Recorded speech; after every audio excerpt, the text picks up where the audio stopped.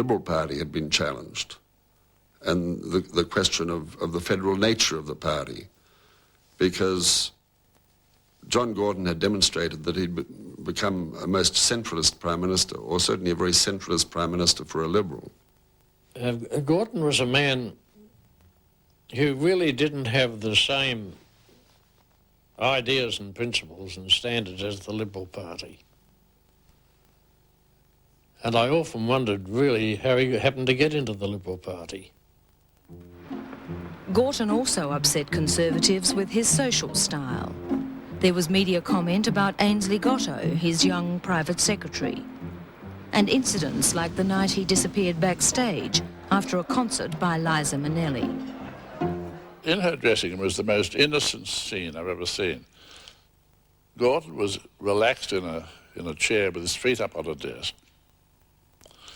Liza was at the far end, and she just finished changing. Her dresser was there. I think her manager was there. They'd all been indulging in great jokes and hilarity and so on.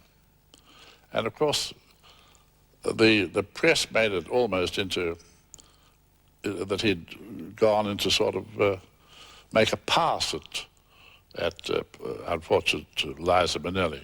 And then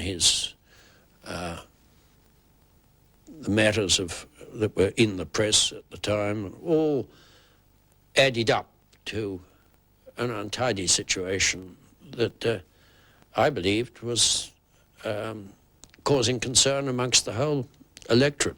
I really feel that this man is unfit to be the Prime Minister. For what reasons? Well, for a great variety of reasons, many of which I think would be evident from what one has read in the press over the last year. But may I mention the kind of thing that I'm concerned with? I'm concerned with his personal conduct, as you know from what I said in the House last night. But I'm also concerned with a great range of tendencies and attitudes and particular decisions. OK, he had a drink now and again when maybe it would have been wiser for him not to have done so. Maybe he spoke in a friendly way to a pretty girl when although meaning no mischief, it might have been better to have done that in private rather than on a public dance floor. But to hell with it, I mean. That was John Gorton. That was the wonderful part about the man. What you saw is what you got. It is about 2 years now my people have been struggling along on this problem. And when will the government of Australia listen? What them? Papua New Guinea being like a football ground for the Liberal Party of Australia. In July 1970, civil unrest erupted in Papua New Guinea, an Australian territory. Gorton reinforced his headstrong reputation when he decided to put troops on alert to assist local police. I had previously asked the Minister for Defence to get the same order from the Governor-General, but he had queried it and said no, he couldn't do that because something called a Defence Committee, I don't know who they are, but had raised questions about it. And so I went to see the Governor-General and to get quickly the people ready there. The Governor-General refused. I had advised the Governor-General that there had not been a cabinet meeting on the issue, and that's why my signature wasn't on the paper. The Attorney-General, Tom Hughes, agreed with Fraser and persuaded Gorton to hold a cabinet meeting to discuss and approve the call-out.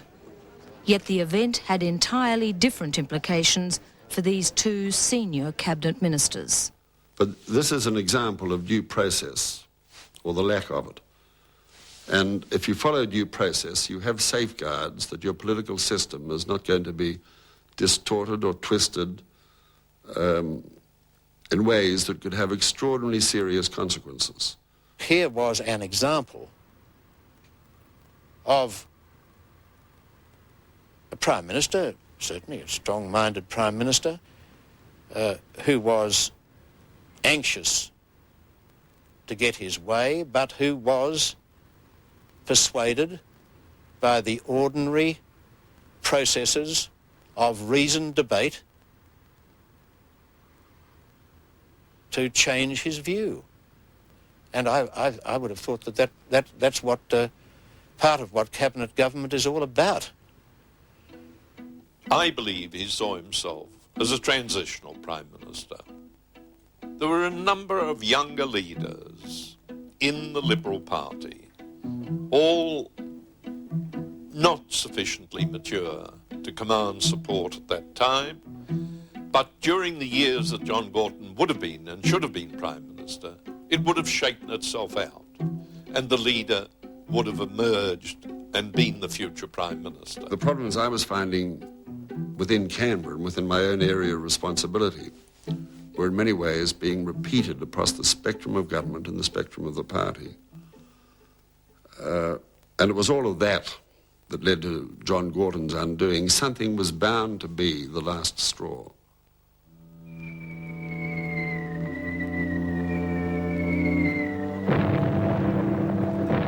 The Vietnam War had dominated much of 60s politics. It was fitting that it should become the subject of a week of confusion and suspicion in the government. A week that was the last straw for John Gorton.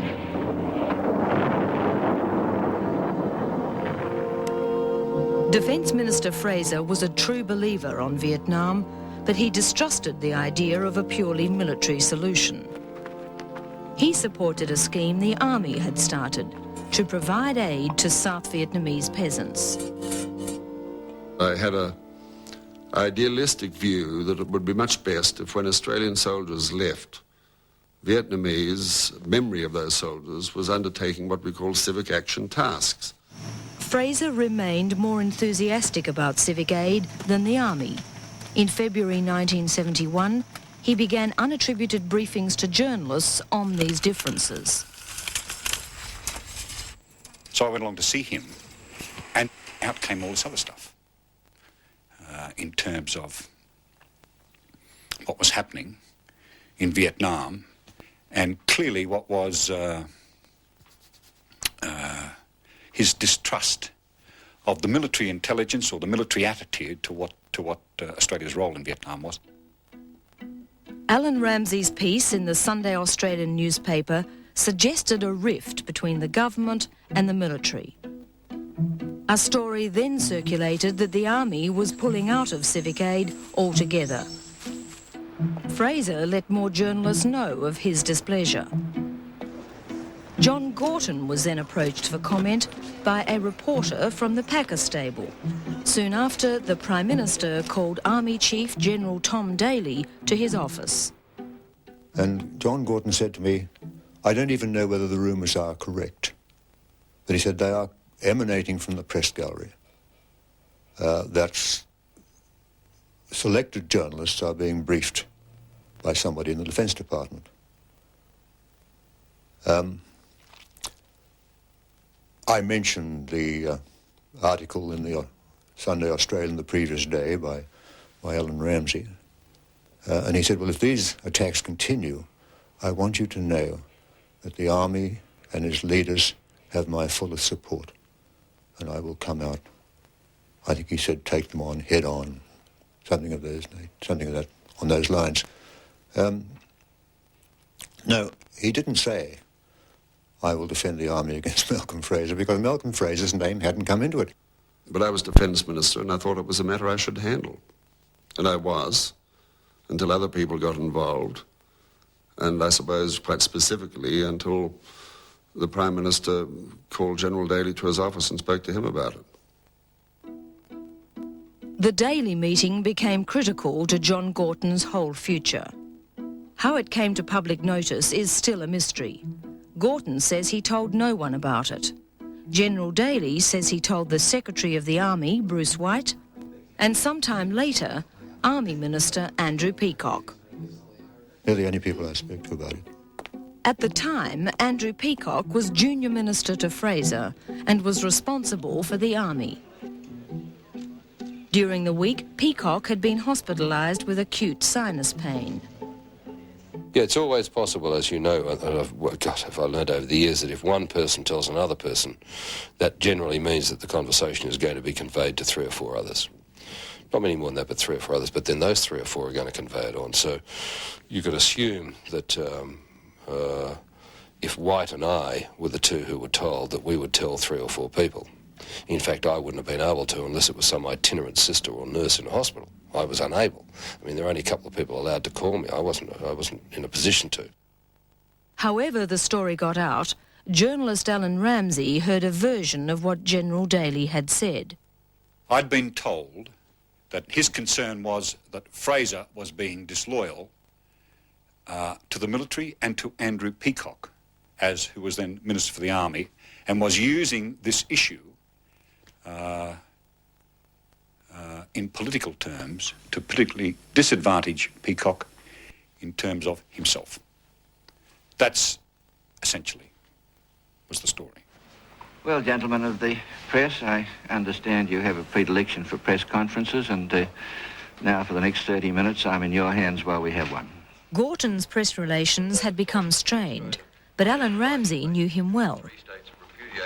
Ramsey decided to send Gorton a précis of his potential scoop and to check it with the Prime Minister himself.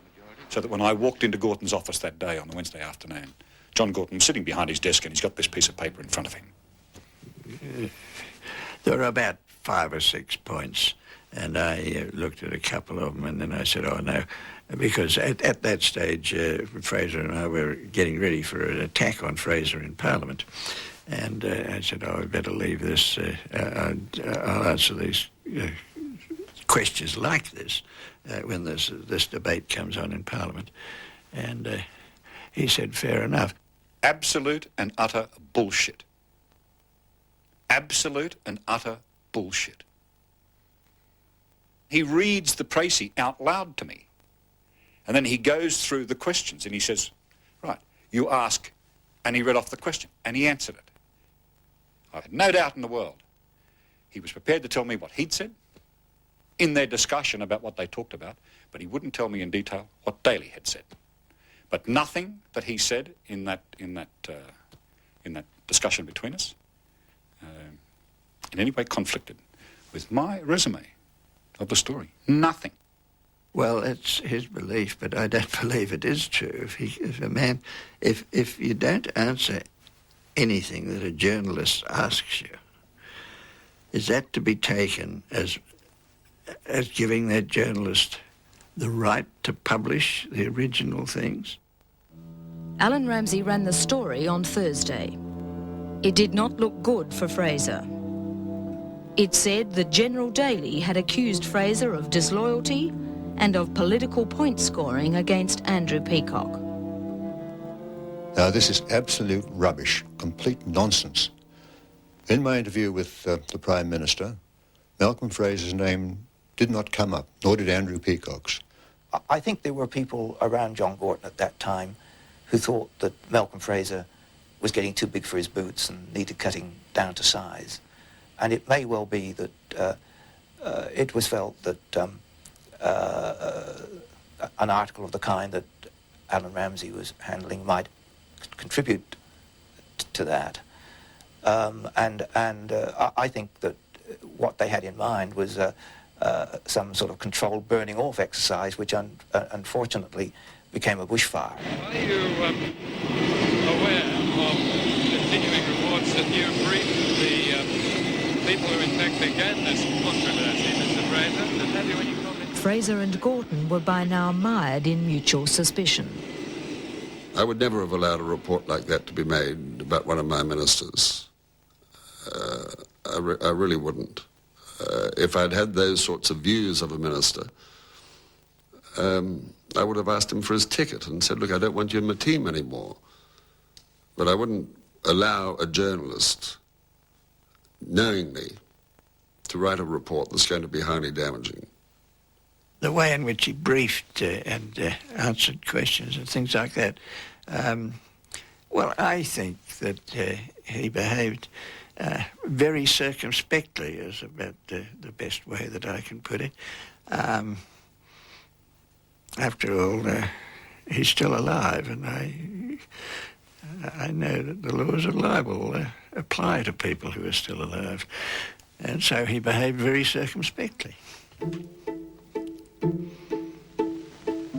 Good evening, ladies and gentlemen.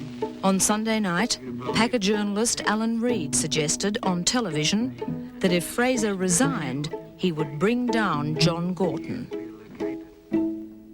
I'd rang Malcolm up and said, "Did you hear that awful stuff that they put over the meeting?"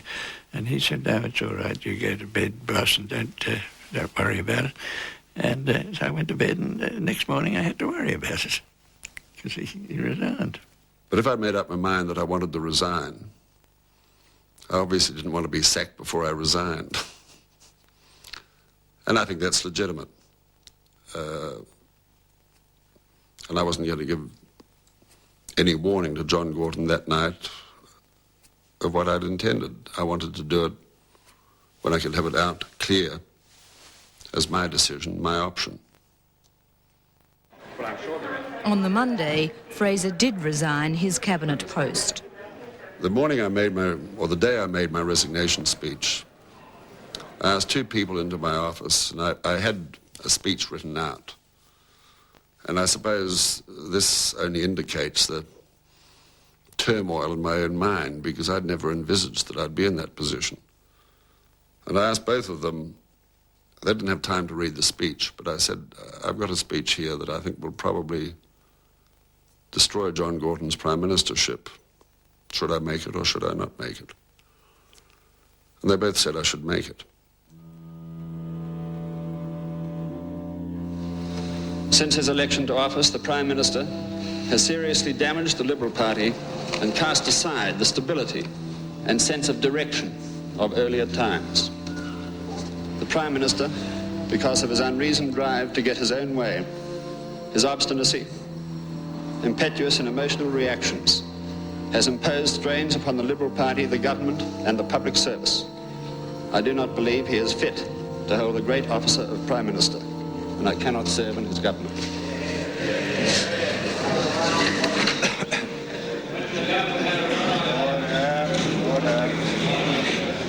I thought it was manifestly unfair to Gorton. I thought it was unnecessarily brutal. It was one of the most savage speeches I ever heard. Obviously, it was a speech that a great deal of attention had been given to it, but it was absolutely rugged in every respect. The speech was part and parcel of a fabric which led to John Gorton's downfall. And that was, in my opinion, a very sad day for the Liberal Party. And the Liberal Party, perhaps, has never quite recovered from those events.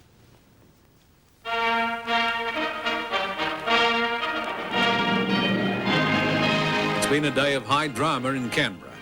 Fraser's speech was the trigger for a vote of confidence in Gorton next day. But the political crisis remains unresolved. Gorton's enemies were organising. Liberal state premiers let it be known they wanted a change. Opponents like Peter Howson began canvassing for McMahon. A number of us had been counting the numbers beforehand, and I thought that we had the numbers at the time. Oh, there was bitterness not just in the way he was going, but there was bitterness abounding before he went. There was bitterness at the unrelenting struggle by people to remove John Gorton. Andrew Peacock, Tom Hughes, myself, Jim Killen, Gorton's loyal supporters, were out among the traps the night before, making sure he had the numbers. And we came back and said, there's no worry, he's home and hosed. What we didn't know was that there's a lot of two-headed creatures in that Liberal Party at that time who were telling us they'd vote for Gorton, but in the secrecy of the ballot, they'd vote no.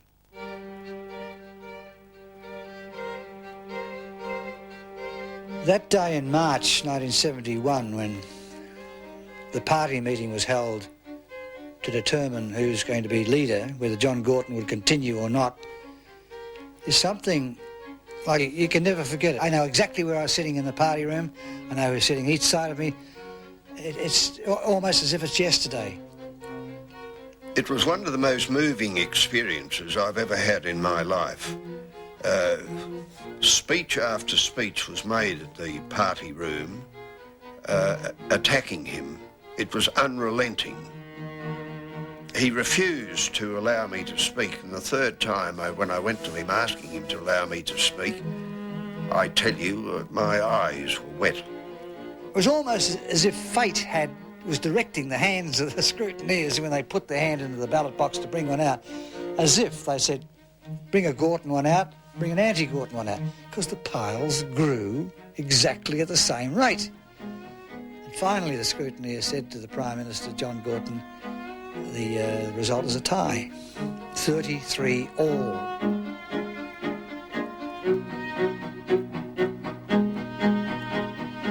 Gorton made his casting vote against himself. If I hadn't voted against myself, it was clear that half the party weren't prepared to follow me. With the persistence of the stupid, the Liberal Party then proceeded with the next ballot, which was who was to be leader. William McMahon, Australia's new Prime Minister. This is Ross Simons in Sydney with a national news report to all 6 states of the Commonwealth. This afternoon, the Governor-General commissioned Mr McMahon to form a government after a meeting of the Parliamentary Liberal Party decided on a change of leadership. The Minister... I don't really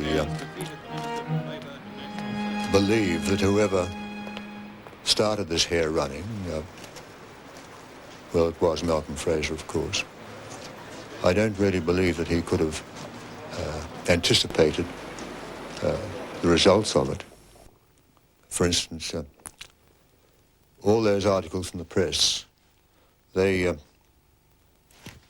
were in effect a powder train running into the cabinet room to a barrel of gunpowder in there, and in due course it blew up. I think they destroyed the Liberal succession and Liberal government in Australia.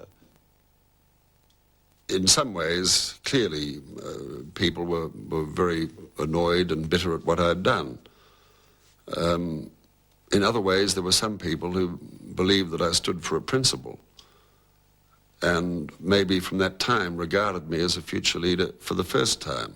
There are many implications that come from the events of today and yesterday that I'd like to draw you on. Well, I'm sure there are, but I'm not going to be drawn. When will you allow us to draw you? The past is past. We are looking to the future, and we are going to win the 1972 elections. Can I ask you personal questions about how you feel and that sort of thing? I feel like I want a good sleep. Malcolm Fraser retired to the back bench. It would be a while yet before he would be forgiven his public execution of an incumbent Liberal Prime Minister. I never took any action to do anything else than to treat Mr Gorton as the leader of the government and to give him undivided loyalty. So, what is your relationship now with the Prime Minister, Mr McMahon? Why, we're polite to each other. John Gorton had been elected deputy to McMahon. It wouldn't last. Within 6 months they fell out again and Gorton resigned. William McMahon was finally Prime Minister at 63, the first Liberal Prime Minister who hadn't come from Victoria. The first time Bill and I went to Melbourne after he became leader and Prime Minister, there was a Liberal Party meeting that we went to, and during the course of the evening, one of the women in the, I think she was in the executive, but certainly one of the leading lights, told Bill in no uncertain terms that they wouldn't tolerate a Prime Minister from New South Wales, that he would only be an interim Prime Minister. People tended to see him as some little bald-headed gnome with big ears, just rushing around like a blowfly, you know. And they couldn't see that underneath there was a man with a purpose, with an enormous amount of energy. Well, one of the things I remember working with Bill McMahon is we'd race everywhere in these huge black Commonwealth cars. Car would stop, he'd leap out and shake hands with the nearest person. 2 or 3 times a day, that person was his bodyguard. He became so conscious of trying to ring everybody up to find their point.